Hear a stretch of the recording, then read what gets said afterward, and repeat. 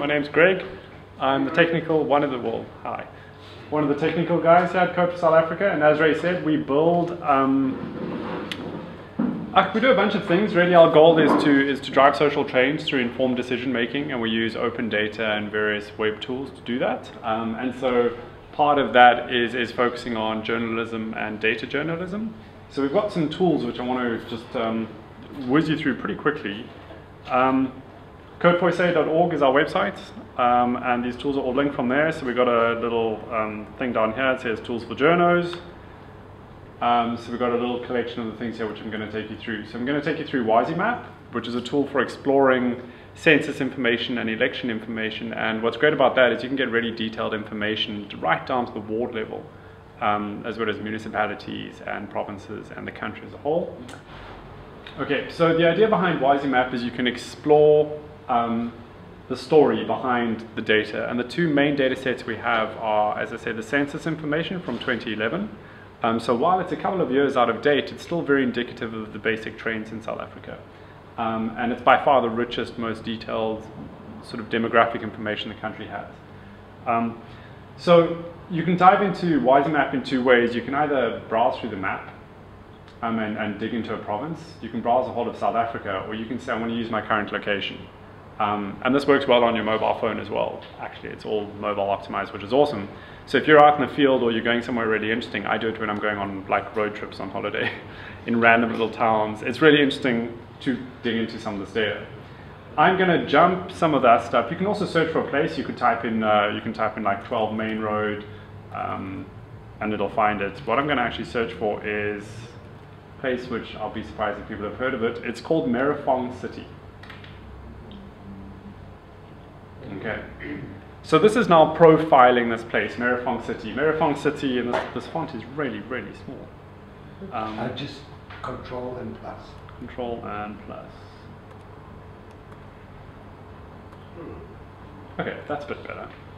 Okay, so Merafong City is a municipality in Gauteng, South Africa. So you can see it here. I don't know why it's got a bit confused about the map there. So this is Benoni there. So this is Joburg. Merafong City is this area here. Those little green guys there are the wards in Merafong City. Okay. So this page is pretty, well, let me just start off here. So you can see a population, you can see we're getting the census data from 2011. We start off with some election information. I'm going to move through this fairly quickly, and I know I can lose people, so please bear with me, because there's a lot of data here. So we've got the registered number of voters, and we call them out. Sort of nice big numbers there. We've got the percentage of the people who cast their vote. If you hover over the percentage, it actually gives you the concrete number as well. And then we've got a breakdown of how people voted in this area, so ANC, DA, etc. We also, I don't know, my eyesight's not that good, but if you can read here, it gives you a comparison. So it says this is the number for Merafong City. It also says it's less than 10% of the figure in Gauteng, and it gives you a number for Gauteng. It also says, and it gives you a number for South Africa. Okay, so it's giving you context. Okay, so we're trying to give you, and what's great is that less than 10%, that gives, like, especially if you're using this for a story, it's a great sort of, it's a easily rememberable line, as opposed to saying, you know, it's 48.7% of blah, blah, blah. It gives you something relative. We've also got provincial election results there. We can then dig more, and this is where the census data comes in. We've got the median age. We've got a breakdown of the people's ages. You can see here that 68% of Merafong City are 18 to 64. It's 197,000 people. Oops. Sorry, I'm not used to this laptop. Population group, predominantly Black African. Gender breakdown, which I'll come back to in a sec, because there's some interesting stuff there.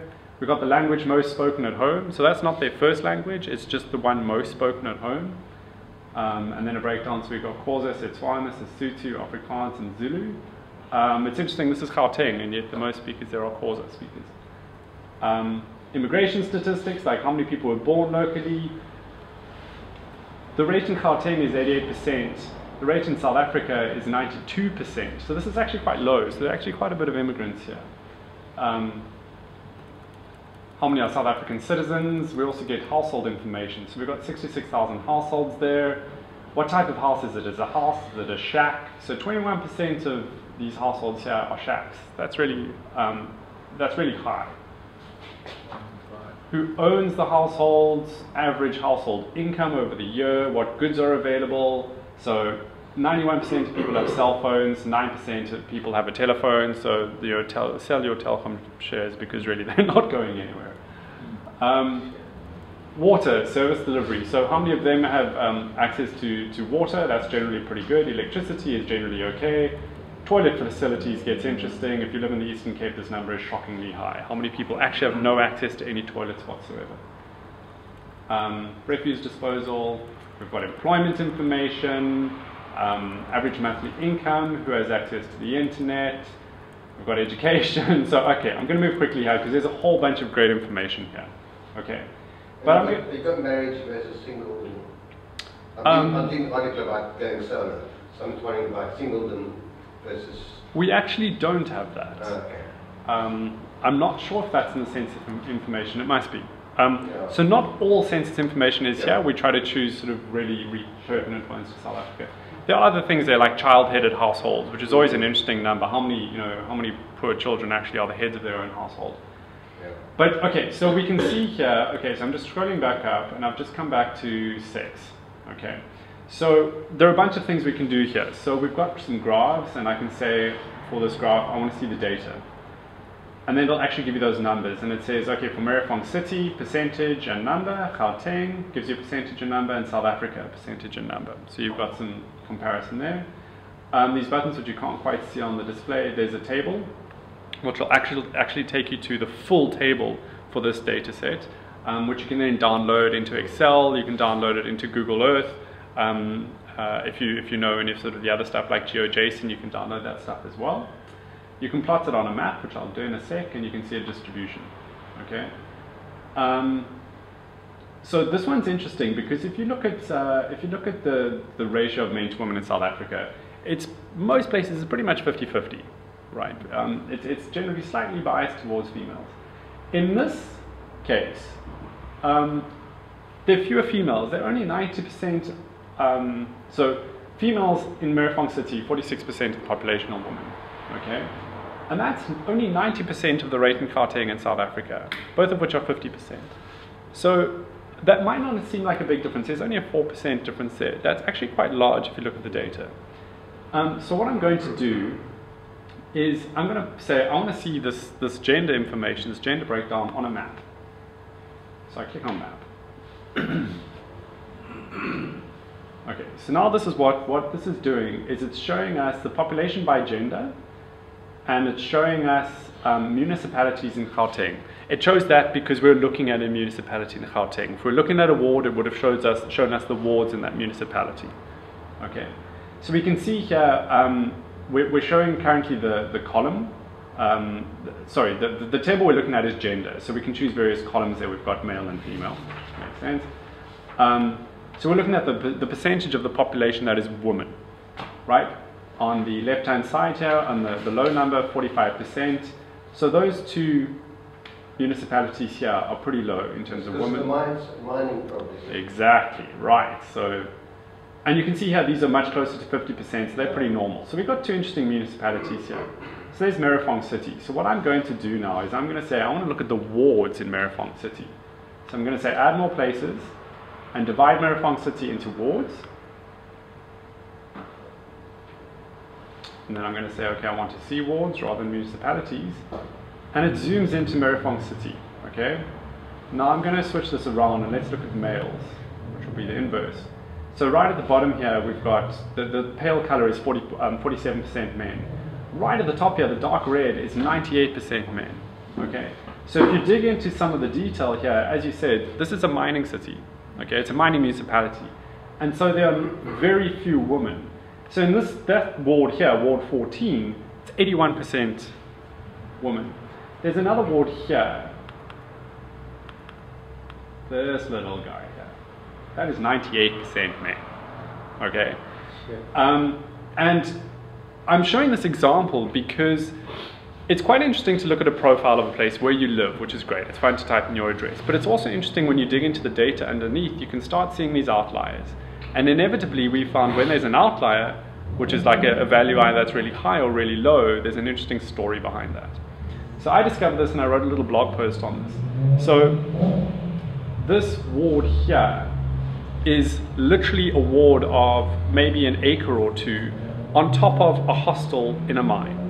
Now, why that's a ward, I don't know. Why should that ward be surrounded by another ward? Why is that ward not part of this ward?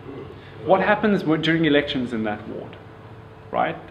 This is really interesting to me, and I'd love somebody to tell me, like, what is actually going on there. Can you overlay maps? So if I wanted to see the density of built environment over this, could I see that? You can't in this, but what you can do is I can go here, I can go download data, and I can put it in as KML, which you can load into Google Earth. Yeah, right. And then if you can get out those other data sources, you can overlay them in something like Google Earth. If you're using something like QGIS, you can also import this data into QGIS pretty easily. So we're not trying to solve all of those problems, but we're trying to open up the data so you can get hold of it and then manipulate it in other tools that you have at your disposal. Okay, so there's something pretty interesting there. Another way we can look at it, because not everybody is visual in terms of looking at maps, is we can look at the distribution of this table.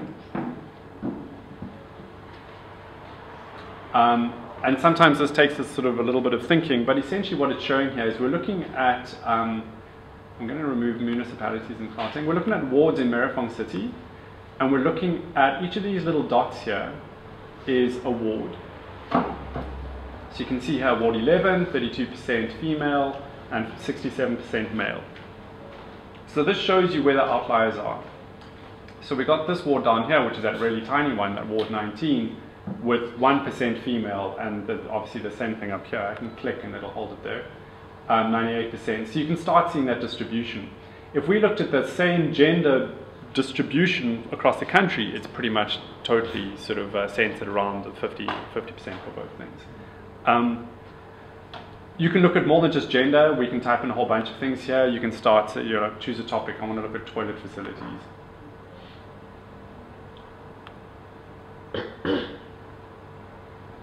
And suddenly I can see, okay, who has bucket toilets, who has chemical toilets, who has flush toilets. So the worst off for bucket toilets, Ward 14, 2% bucket toilets. If we then, again, I can add more things here. I can say I want to look at Gauteng. So you can add things here. You can now pick and choose. You can now say I want to compare Gauteng with Western Cape, or I want to look at all the wards in the city of Cape Town, or I want to look at all provinces, or I just want to look at the country as a whole. So that is a very quick tour, and you can now say, well, okay, I want to take a look at Ward 9, and I can click on Ward 9, which will take me back to the profile page, which actually says, okay, here are really all the details about Ward 9. And in a few seconds that map will load. Our internet's a bit slow. And there you can see where Ward 9 is. You can also browse to the ward alongside it. You can jump to municipalities alongside it. You can zoom out here to get some further context on where you're looking at, and all of these things. You can also jump up. You can say, I just want to look at the whole of Gauteng. But yeah, so you're getting a basic idea of what this allows you to do. So if you've got a story, or suddenly there a place in the middle of nowhere comes into the news because there are service delivery protests or riots or something, we can now actually get quite a good description of what's going on there. What is the income like in that area? What is education like? Who's employed? In particular, are there immigrants in that area? Is that sort of contributing to xenophobic issues and that sort of thing? I think also if you're going to go out to do a story or to do a report, this helps you pre-research and gives you ideas of what stuff to look for. Yeah. And as I said, this works on your mobile phone, especially this profile page. It works really well. And if you're out there and you want to see, okay, well, what's going on where I am right now, it's very easy to go WYSIMAP. It's wysymap.coza. Use my location, and it'll say, well, you're in this ward, this municipality, this city, this province. Choose which level you want to look at, and you can break it down. There's another little thing which I want to show you quickly, is not only is this a research tool, it can also be used as part of your story. So let's say you now wanted to take this gender information and you wanted to embed it into a story or a piece that you're putting online. you can click embed, and it gives you a little bit of HTML. All you have to do is cut and paste that into your web page or into your article if your article allows HTML. And that will then embed that graph into the page. So we want to keep adding more data to this. This is one of our sort of primary tools. The challenge is actually that because the census data is so detailed, it's hard to take less detailed data and add it in here, right? We want to add crime statistics here. Crime statistics are at the police district level, which have no relation to electoral wards, which have no relation to municipalities, which sometimes don't even have a relation to provinces, okay? We'd love to get it in there. We want to get even more information from here, from like the stats say they put out a bunch of useful information. It's hard to get at. If we put it in something like this, it's easier for people to see it and play with it and work with it. We're working on doing that, for sure. It's technically challenging, though, but we should do it. But this is built, I always have to say this, we adapted this tool for South Africa. It's based on a tool called Census Reporter, which is built by a Knight-funded fellowship in the States for the use with the American census. And we adapted it. So they did an incredible job of making this work. And they said to us, no, it's very specific to America, you'll struggle, and I think it's come up brilliantly. So. I think